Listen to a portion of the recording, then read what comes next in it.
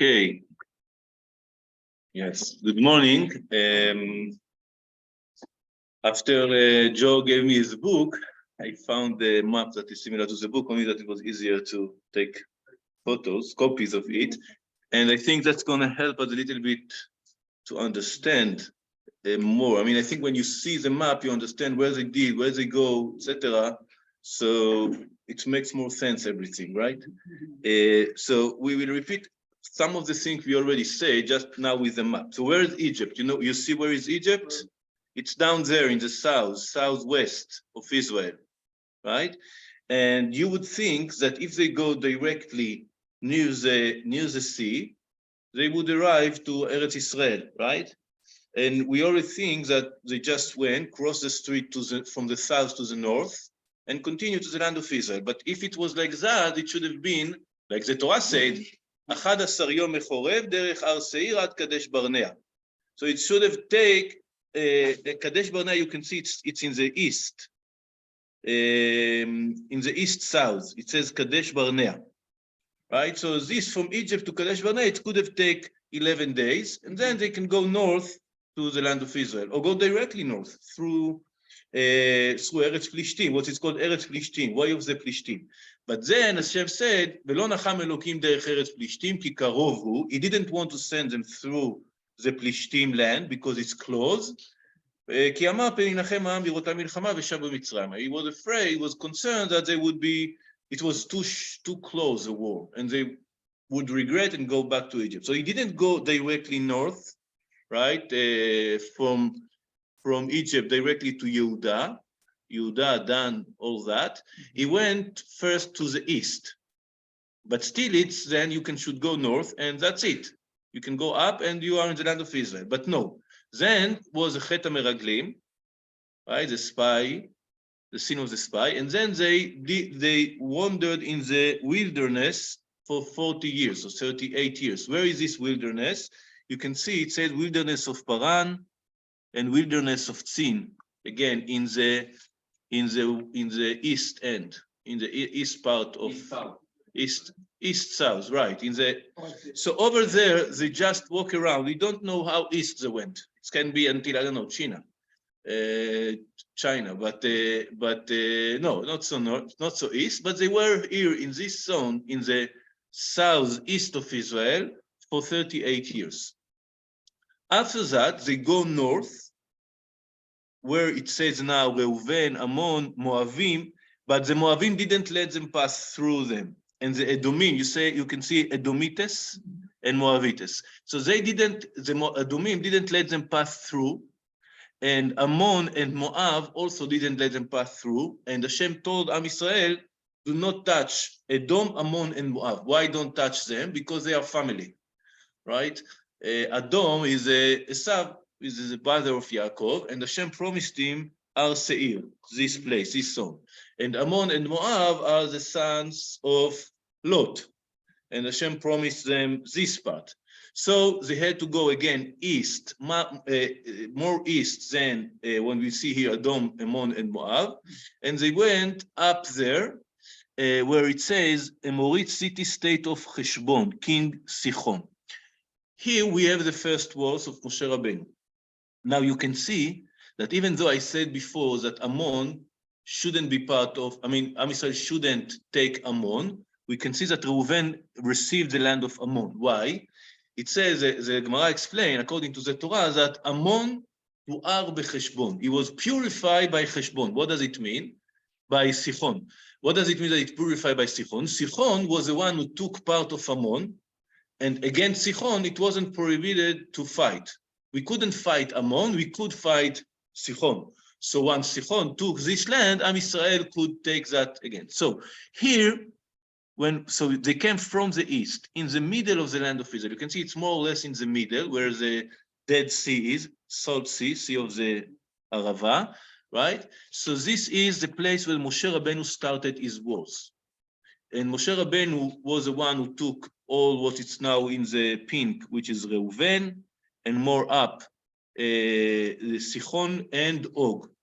You can see up there, the Bashan is Og Melech HaBashan. So Sichon is here in the south, and Og is in the north, right? And all this part from the Dead Sea until up there in the Golan, when it says Menashe, was taken in the days of Moshe, right? You can see that more or less the space is the same as the eastern part of the Yarden, right? The western part and I mean, as the western part of the Yarden. The western land and the eastern land, it's more or less the same size.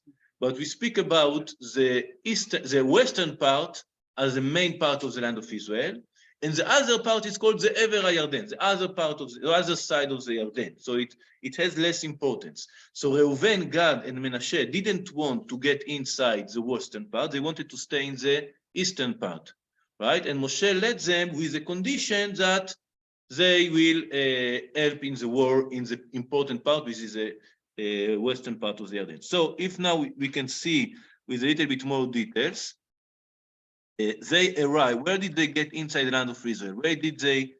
I try to. You can see now in the fine letters bound there. It says Yericho. Can you see Yericho? It's up above a little bit of the Dead Sea, where it says Binyamin in big. So smaller than there is Yericho, and near that there is Gilgal, right? Yericho and Gilgal. Gilgal was a camp where they stayed during all the 7 years of war. They stayed in the Gilgal, and then they started the wars, right? So the first one was Yericho. After that, you can see a little bit western of that, and up there north there is Ai. It's a little Ai. It says Ai. And you can see that Givon is quite close to there. So they go, if you think this is the Givonim were stressed because they knew they are the next. They trying to make a line between the Yarden to the sea to divide the land for two, the northern part and the east and the southern part. And so the next step would be Givon, and Givon, then the Givon surrounded.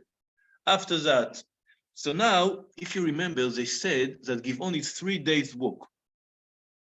Right? So if you think about 3 days walk from Yericho to Givon, try to imagine how is it, this is more or less the distance. So look on all the land of Israel, how days is it? It should be days, right? Or weeks. It looks like a little bit too much to say 3 days, but maybe for the land, the mountains, etc. So from Givon, Yerushalayim, the king of Jerusalem, if you remember, he was worried because Givon is close to them, and he was a big city, and he started the war of the 5 kings of the south. And then Yehoshua came in the night, from the Gilgal to Givon in one night, and he started this war. And then there was a war with the Shemesh Begivon Dom, when the sun stayed in the sky for a long time, right? And it started the journey of the wars of the south. All these places, you can see Yarmut, Lachish, Egulon, Hebron, it's like a round circle. And after that, all the south, until down there, until Egypt. Shimon, Yehuda, all this part was after that taken by Yehoshua. After that start the war of the north. So you can see in the north, in the zone where it says Zvulun, it says Shimron. It's one of the cities, Megiddo. So it's not they were gathering, the kings were gathering in when it's called Mei Marom. It's not clear where is this Mei Marom. It can be where more or less when it's Zvulun, or even northern, where it says Naphtali, right? But again, this is a huge zone. So Yehoshua went in one day from where he was in a walking very, very fast, and surprised them in the morning, right? And then after that, the war of the north took, like it said before, many days. It took many days, and this is all the land of Israel. Okay, this is more or less what we saw until now, right? About the places. No, you can understand more or less. So if we can start again, Perek Yudbet, the chapter 12. We can see this first part of the chapter is divided for the places that Moshe took, and then the places that Yehoshua took, right? And so I'm reading now. The following are the local kings whom the Israelim defeated and whose territories they took possession of. East of Yarden, from the Wadi Arnon to Mount Hermon, Okay, from the Wadi Arnon, it's down there to Mount Hermon, it's up there, including the eastern half of the Arava. King Sichon of the Emori, who resided in Heshbon, like where it says here, Reuven, more or less, right? And ruled over part of the Gilad from Aroer on the bank of the Wadi Arnon and the Wadi proper up to the Wadi Yabok, the border of the Emmonim. Okay, this is the south part of the eastern part of the Yarden. And then it goes north. And over the eastern Arava up to the Sea of Kinneret. This is the Sea of Kinneret, right? And southward by way of Bet Yeshimot, of the foot of the slopes of Pisgah, and on the east. If you look carefully, you can find these places. Down to the Sea of the Arava, that is a Dead Sea. So all this part. וגבול אוג מלך הבשן מיתר הרפאים היושב בהשתרות באדרי. This is up there, right? Even northern. Also the territory of king of Heshbon, one of the last of the Rephaim, who resided in Ashtarot in Ederi, and ruled over Mount Hermon, Salcha,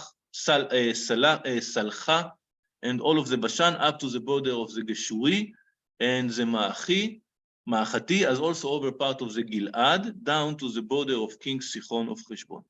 So after saying all of that, it finished the first part saying, actually, who did that was Moshe. These were vanquished by Moshe, the servant of God, and the Israelim. And Moshe, the servant of God, assigned that territory as a possession to the Reuveni and the Gadi and the half tribe of Menashe. So all of this is described in the Torah. The summary wasn't written in the Torah, but here is a summary. Why? Because like I said, all this place get its meaning when we get the other side. Without the other side, it's only been Chutz La'aretz, been outside the Israel. Once you have the western, which is the holy place, really the holy land, then all the other part also received some of this. When you are connected to the holiness, you can receive a little bit more, even if it's not your essence, right? So sanctifying the western part of the Yarden give also the name of Eretz Israel to the eastern part. And then we start with Yehoshua. And the following are the local kings from Yehoshua and the Israeli defeated on the west side of the Yarden, from Baal Gad in the valley of the Lebanon to Mount Halak, which ascend to Seir, which Yehoshua assigned as a possession to the tribal division of Israel.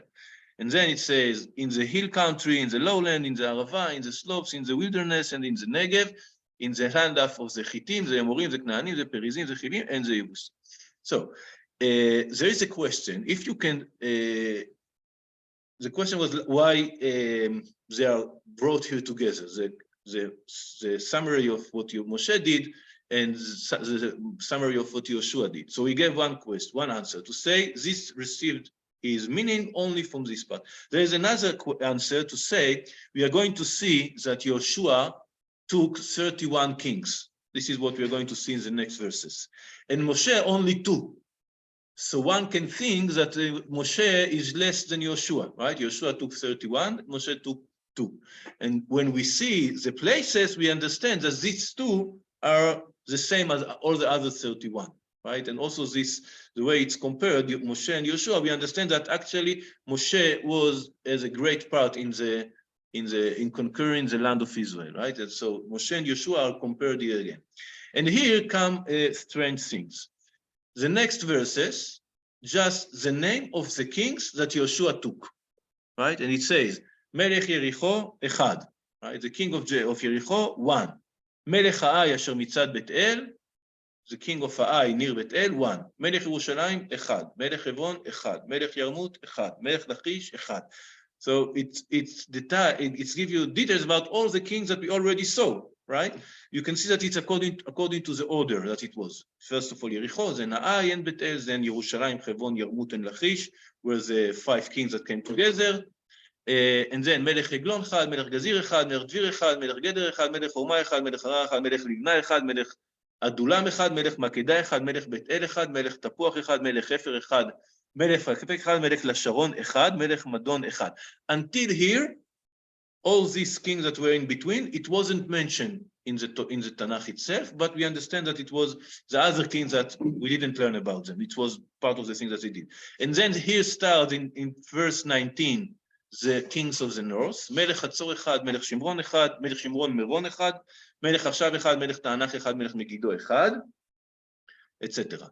So again, and then it says in the end, כל מלכים 31. The number of kings were 31. So what is all of that? So not only I mean, this data is a little bit strange. It's also written in a special way in the, you can see here. It's yeah. Oh, it's like Aviashir or... Yeah. So this is way of writing, is called Shira. Shira, singing. We have in the Bible various places where it's written. The most is this way. The most famous, of course, is Shirat Hayam, right? Shirat Hayam that we say every morning, the Tefillah, it's also written like that. And also Shirat Dvorah, you can see here in Sefer Shoftim, it's written also. So it's not exactly, you can see the difference? Here it's written in this way, and the other, so... Yeah, so I will show you.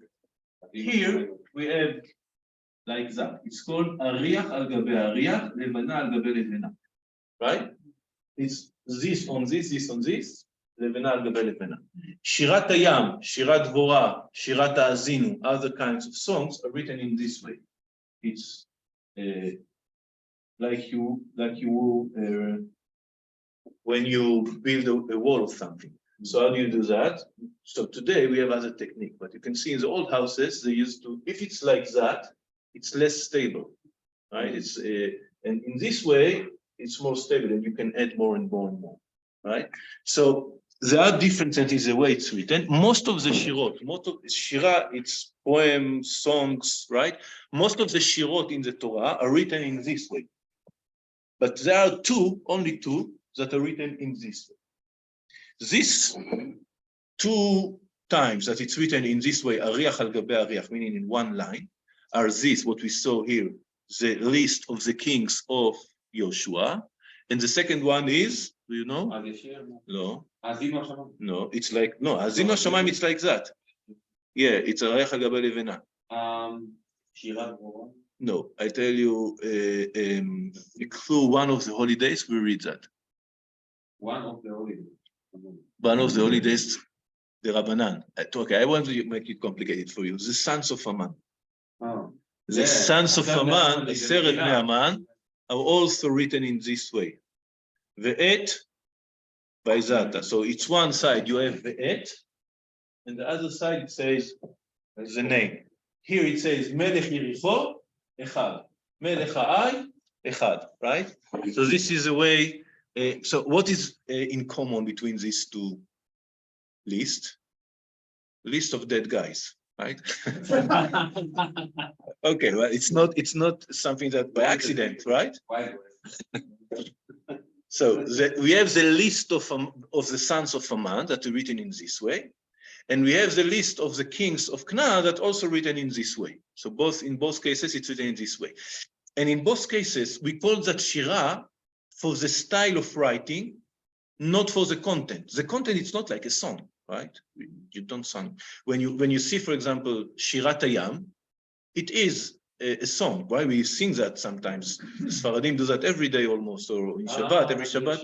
There are many melodies for that. But well, we also sometimes permit ourselves to sing, right? Anyway, this is song, right? It's a way, it's a style. It's written like a song. There are some songs in the Torah that are written in the style, in content of the song, but not in the style of writing. It's the Shirat HaBe'er. There is Shirat HaBe'er in the end of Sefer B'Midbar, when it says, Az Yashir Israel, the Shira Azot, Ani Be'er Enula, Be'er Chafaru Asarim. So it's talking about the well of Miriam. The song is about the well of Miriam. And it's in the style of a song by the content, not by the way of writing. It's not written like a song. So what is the meaning of all of us? So all of that. So we understand that when we have a song, it's something like it's a festive, special occasion, right? Something that you should feel different about it. And usually songs come to make a summary of a time, of a stage, right? The summary of the stage, for example, of Shirat Hayam, it was a final redemption from the Egyptians. We are not going to see them anymore. We are free people. We are free people, free nation. So the final freedom arrived on when they said Shirat Hayam. The Shirat Dvorah, we will see that Bezrat Hashem when we arrive Sefer Shoftim, is the end of the time of the Knaanim. After Dvorah, we don't see Knaanim anymore.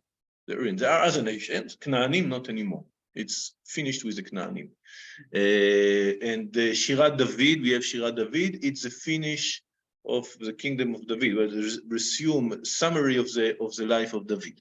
Anyway, usually it's come in the end of something, which start new time, start new, and it says that when the Mashiach will come, we'll have another Shira.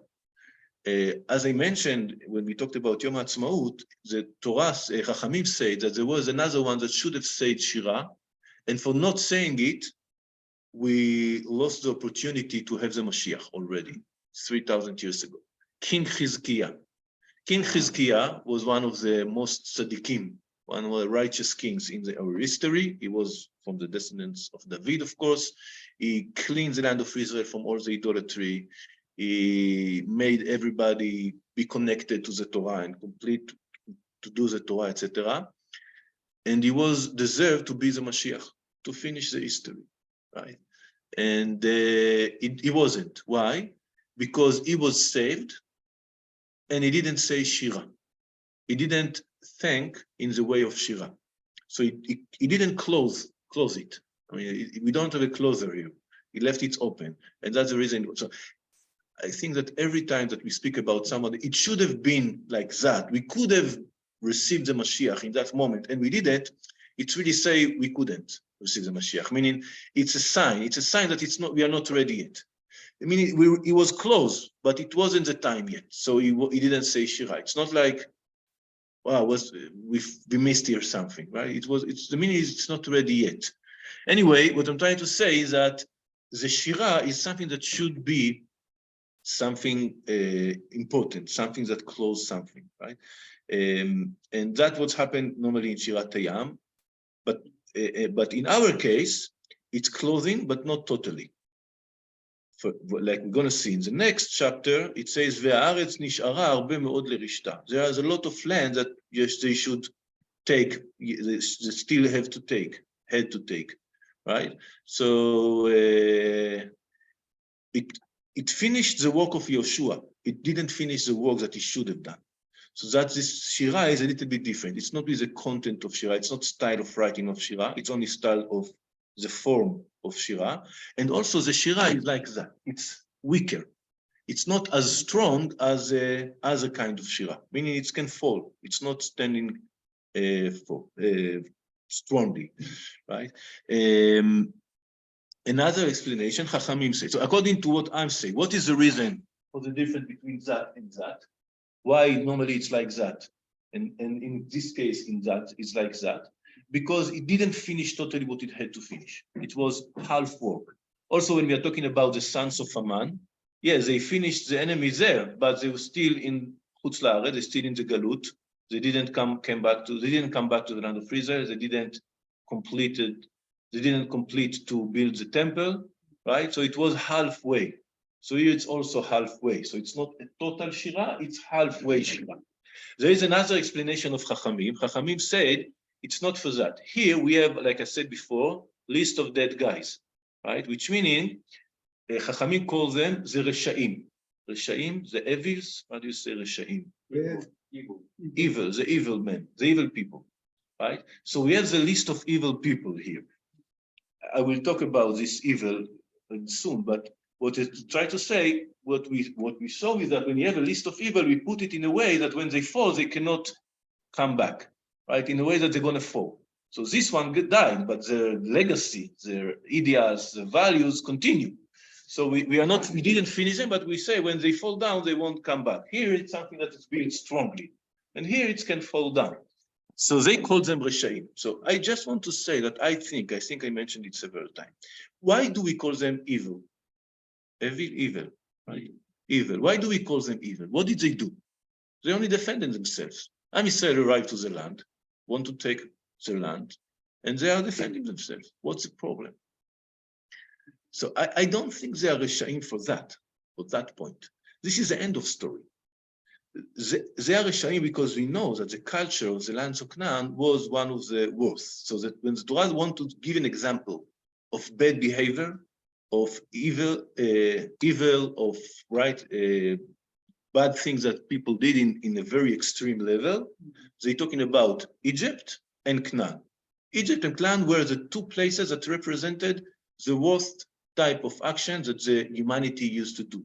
It can be between themselves and other people. We are talking about some kinds of worship that they throw the children to the fire. Right? So we know that there are other places where they sacrifice human beings, Mexico and other places.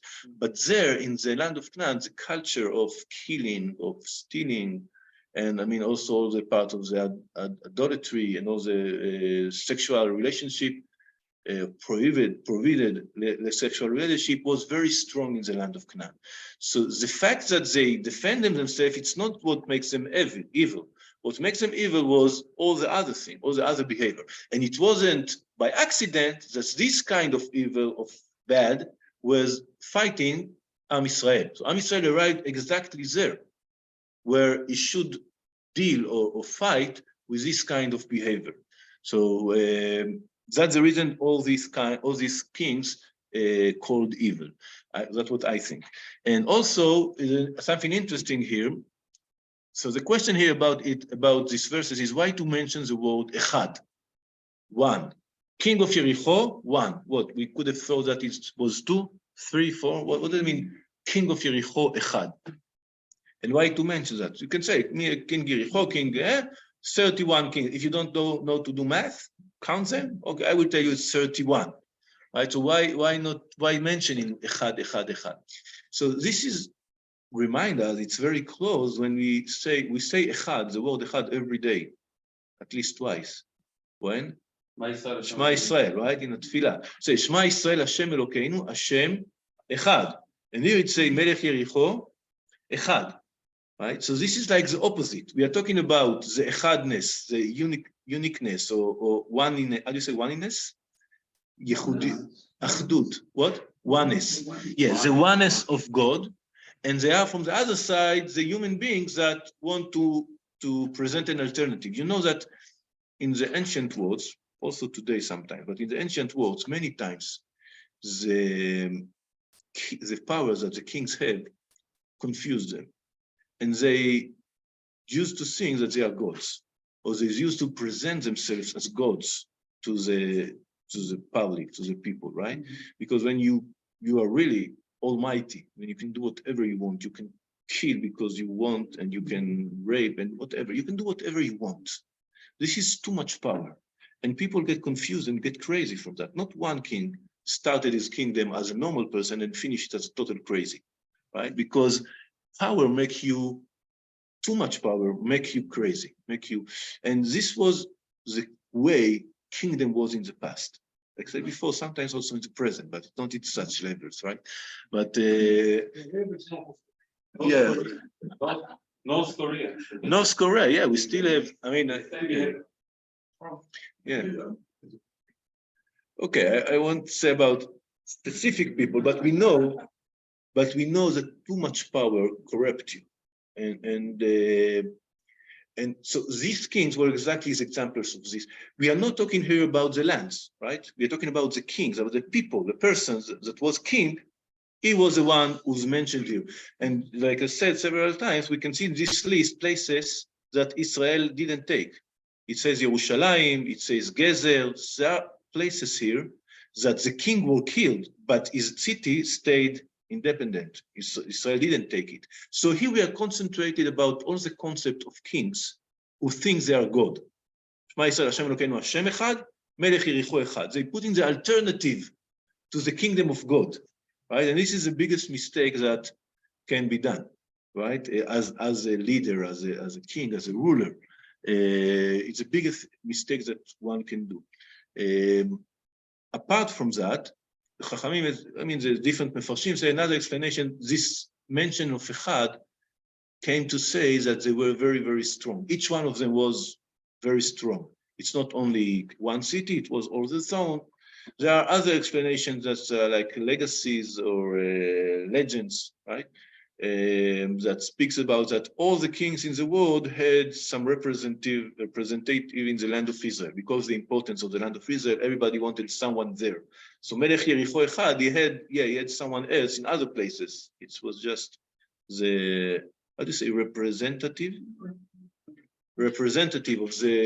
of someone else was the king of Jericho, etc. So we are talking about international interest in the land of Israel. We can still see it today. How much interest there is in the land of Israel, small country in the Middle East, and always it's in the papers, and they're speaking about in the United Nations. I don't remember, I read sometimes that the state, other from United States, that it's in the front page of New York Times, I don't know, the place, more than any other place is Israel. Always it's somehow it's arrived to the, I think that last year it's less, if I'm not mistaken, but during many years, the Israel was in the first page of the newspapers in the world, even though it's 5-6 million people, it was some very, very small country, but it always in the mouth of everybody. Right, so Am Yisrael is the mouth of everybody, the land of Israel is the land of everybody. So we can see that sometimes it's not the space, it's the important, it's the meaning that this land plays. So it's Melech Arad Echad, they wanted to say it, everybody was interested to have someone in the land of Israel. And the last point that we can say about it, that these kings were very separated. Until Am Yisrael arrived to the land of Israel, they fought between themselves all the day. Actually, that we saw, there in the archaeological, they found letters that they sent to Egypt, to other places from these times. There were always wars in the land of Israel, always. Between Melech Yericho, and that's just examples, right? Yerushalayim, and then when Am Yisrael arrived, everybody is united against Am Yisrael. Again, I will mention again the United Nations. So many decisions against Israel, so many, and they united the West and the East and the communism and the capitalism. All they are so sorry someone built a house in the territories and all the world is united against that. This is something that should be discussed in the assembly of the United Nations. All the nations should speak about that, right? There is something that can unite them is to be against us. So I think that things getting much better now. I feel, I don't know, I mean, it's much better now. There are much countries that support Israel, the United Nations. The decisions are not made 1 month already. So, I mean, there's some improvement in that. I'm not sure, but this is what my feeling, at least when Trump, we mentioned Trump, when Trump was in there, I mean, is Nikki Haley. What I've always felt is that, Israel is such a small part speck in the whole world. And yet every time I go there, I feel like it's a bomb waiting. I mean, there's such religious concentration in one spot in so many different directions. Yeah. And just, if an Israeli politician dares to go on Mount Temple, on the mount, kaboom! Yeah. Totally remarkable. Yes, so we can see it didn't start today. Such a small area, and yet there's such a concentration of emotions and yeah. Yes, so we should recognize that it's like that. There is something special there. Yeah. There's something special there. So the holiness. Rabbi Sachs says it's the beginning of redemption. The beginning of redemption. Well, the state of Israel. Yeah, not only him. We say that it's a tefillah. Yeah, look, what I'm trying to say, when you have big potential for good, you have big potential for bad. When you have big potential for holiness, also for impurity. Like what we say, in the same land of Israel, we have the Bible and the greatest righteous and all the prophecy, and we have the people of Canaan, as we said before, were the worst, in the lowest level of the humanity, were the people of Canaan. So when you have a great potential for good, we have also great potential for bad. Right? So this is all concentrated in this little space, little land. And well, so this is, I think, a little bit about that, about this Shirah of these two cases. In this list of kings and the list of the sons of Amman. Okay, so we finished, Baruch Hashem, the first part of the book, right? It was the part of the wars. And now we'll start, just present, and we don't start chapter 13. The other part, which is, well, the second part, next chapter from 13 to 19, 6 or 7, is the division of the land between the tribes.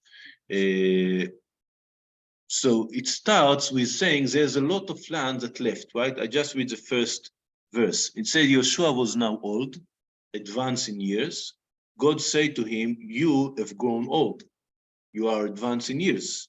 And very much of the land still remains to be taken possession of. Meaning mission uncompleted. Yehoshua didn't complete the mission. We talked about that a little bit, why and what were the reasons. But it's already time to settle down. So we will see the wars continue in the beginning of Sefer Shoftim. And it's through all the books until the days of Shmuel and David, right? The wars only end in the time of Shlomo HaMelech, many hundred years later, right? But the first stage of taking the land of Israel, taking possession of the land of Israel is finished, and now you should divide it between the tribe. The division between the tribe has three paths, three stages.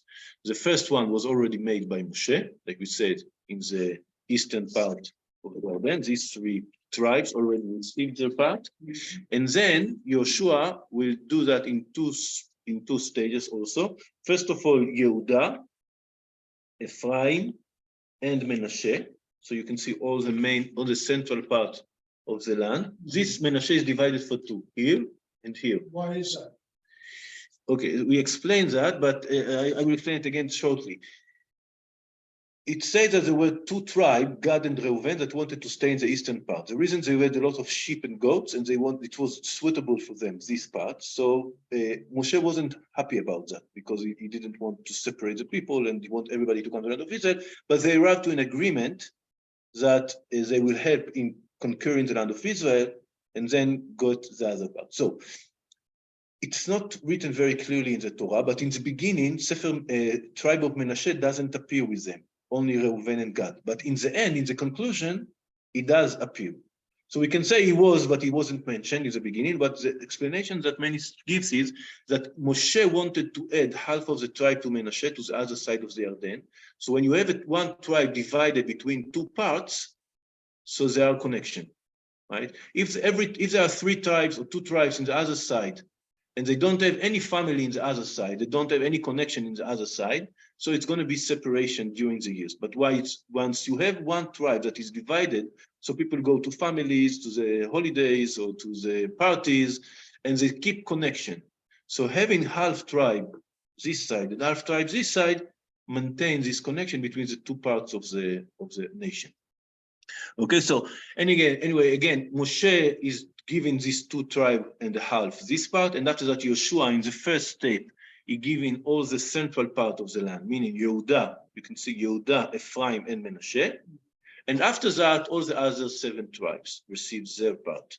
In the meantime, also the Leviim would receive. So that's what we are going to see, Bezrat Hashem, in the next chapters. Yeah. Comments? Yeah, let's keep it here. Yeah, and we will we'll use it in the next chapter. It's going to be very useful because we're going to see the places. Okay, thank you very much.